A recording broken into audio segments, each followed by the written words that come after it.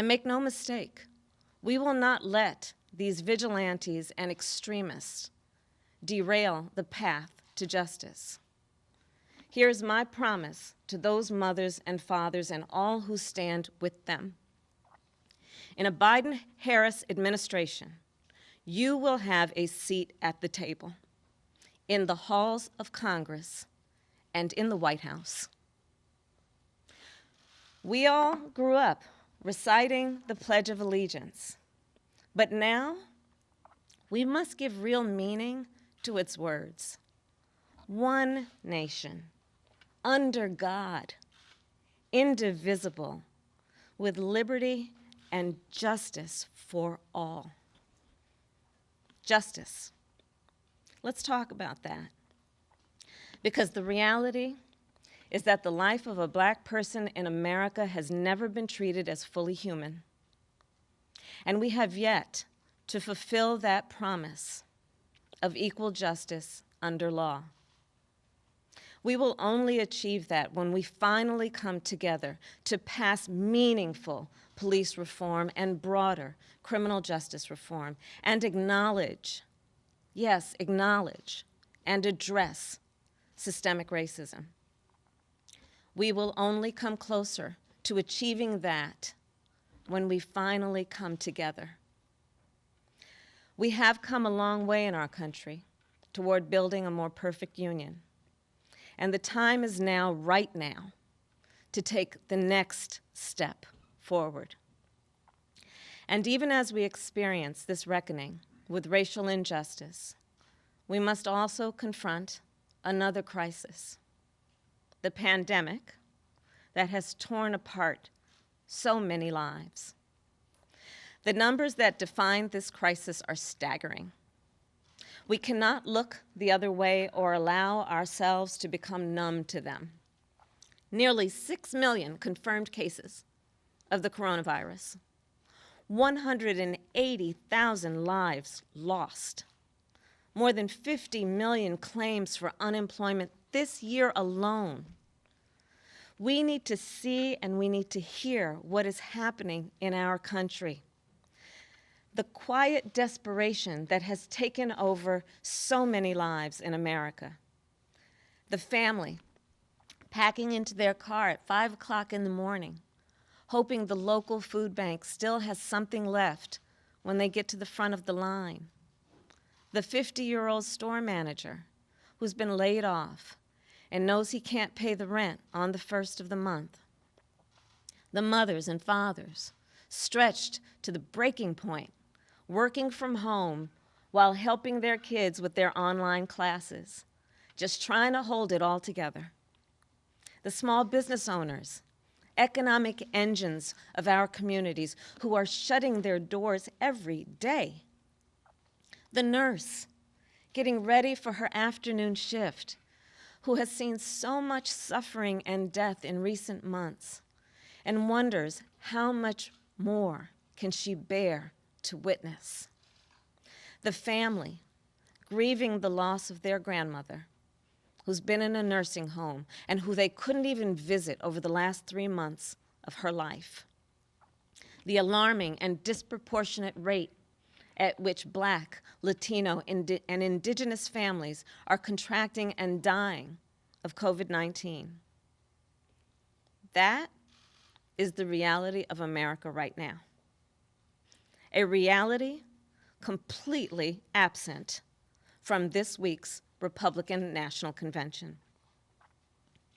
Because unlike the Democratic Convention, which was very clear-eyed about the challenges we are facing and how we will tackle them, the Republican Convention is designed for one purpose: to soothe Donald Trump's ego, to make him feel good. But here's the thing. He's the President of the United States. And it's not supposed to be about him. It's supposed to be about the health and the safety and the well-being of the American people. And on that measure, Donald Trump has failed. You see, at its most basic level, Donald Trump doesn't understand the presidency. He thinks it's all about him. Well, it's not. It's about you. It's about all of us, the people. As a lawyer and advocate, when I would rise to speak in a courtroom, I'd say the following words: Kamala Harris, for the people. And that is why I stand today to speak for the people, because we know the truth. Donald Trump has failed at the most basic and important job of a president of the United States. He failed to protect the American people. Plain and simple. Trump showed that we in the legal profession would call a reckless disregard for the well-being of the American people.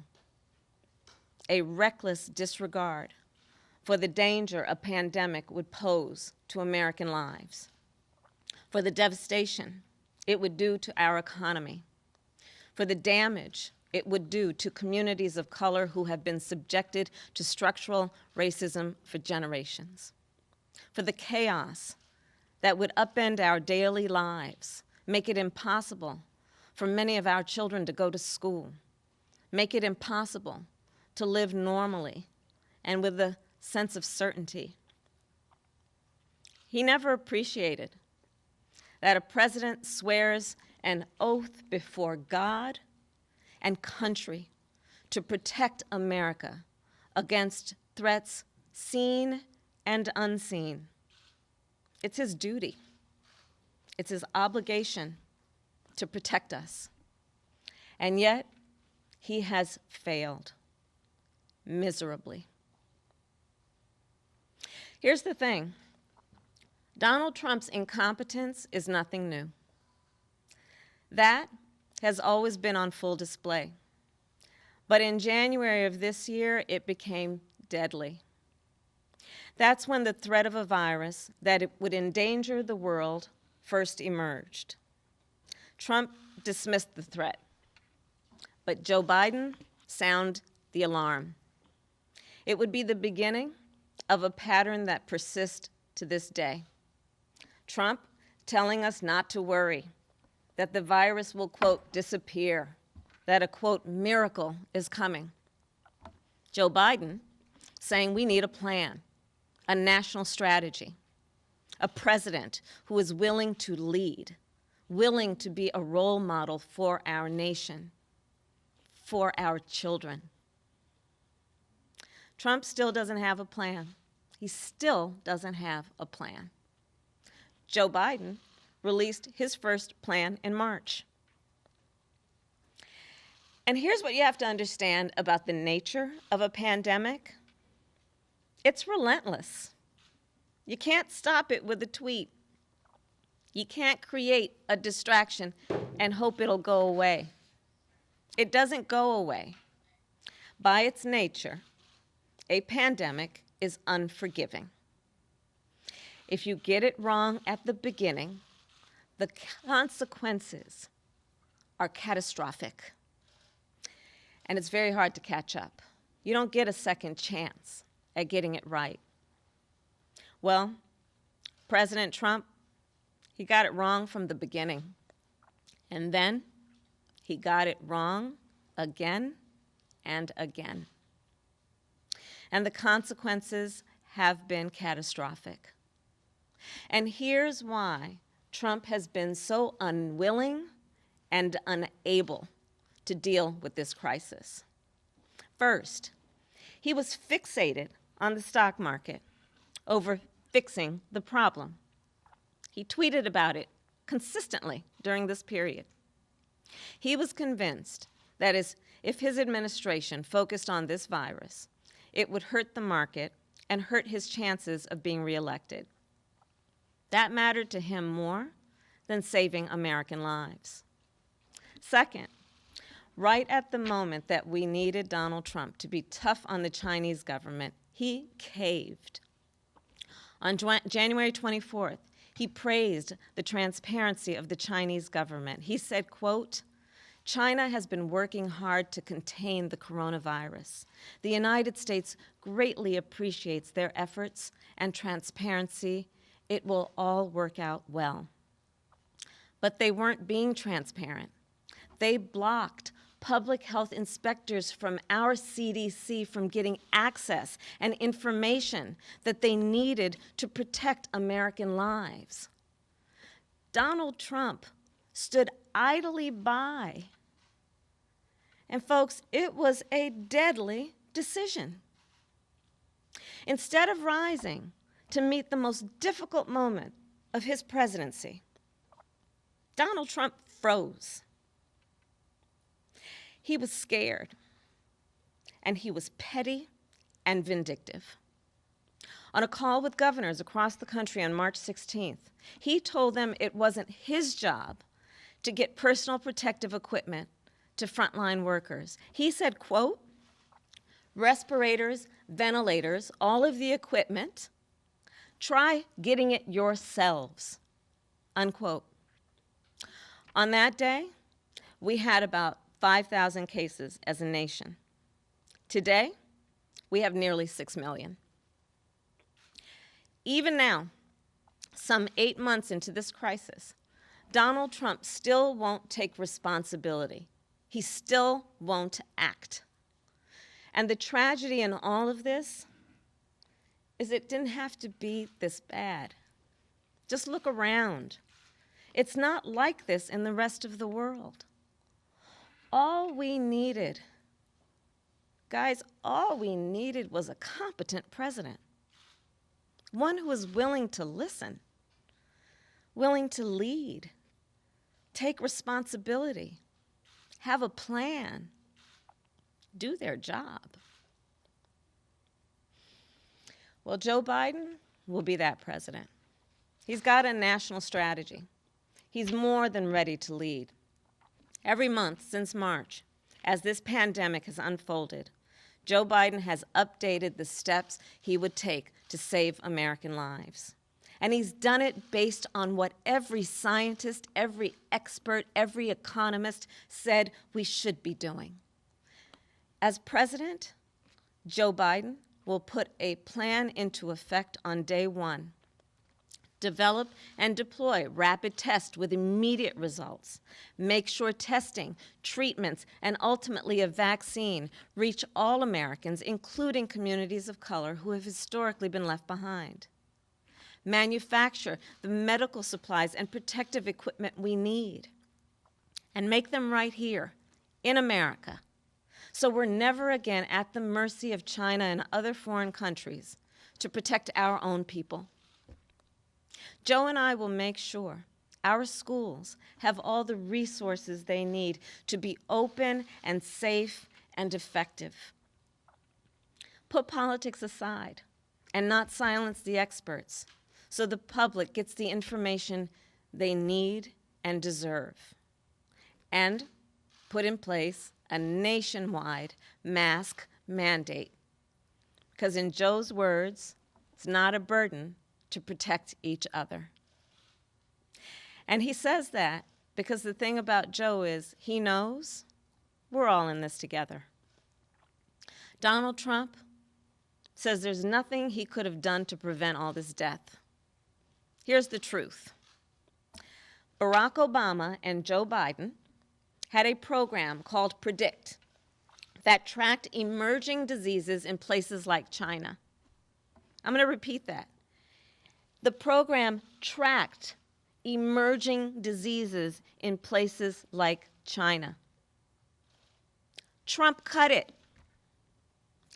They detected a team and created that team in the National Security Council to global health and security, dedicating them to the work of global health and security and biodefense. Donald Trump eliminated it. They implemented standards for nursing homes to improve infection control. Donald Trump is erasing them. Before the virus hit, Trump made our country vulnerable. After it was struck, he failed to do what was necessary. As it continues, he's making it worse every day. Just this week, the Social Security Administration said a cut to Social Security, like the one Trump is proposing, would end disability benefits within 1 year and end all benefits within 3 years. So let me be as clear as possible. If Donald Trump's extreme proposal goes into effect, the checks that American seniors are relying on, that you rely on to pay your bills, to buy your medicine, to live, will stop coming. The very people who have suffered so greatly in this crisis. It's unthinkable. And in the middle of a health crisis made worse by his own actions, Donald Trump is in court right now trying to throw out the entire Affordable Care Act, including the protections it provides for people with pre-existing conditions. So that means if you are fortunate enough to survive COVID-19, insurers could deny you coverage for treating any long-term effects. Now, President Trump won't tell you any of this at the Republican convention tonight. And we all know he's not changing. The president he has been is the president he will be. But we have a chance to right these wrongs and put America on a better path forward. One where the leaders we elect listen to the experts and follow the best medical guidance to keep us and our families healthy and safe. One where we take meaningful action against systems and traditions of oppression. One where we stop fanning the flames of hate and division and treat one another with the respect and the dignity that each one of us deserves. As Joe Biden said in his acceptance speech, we have a choice between the light and the dark. I believe America will choose the light. Thank you.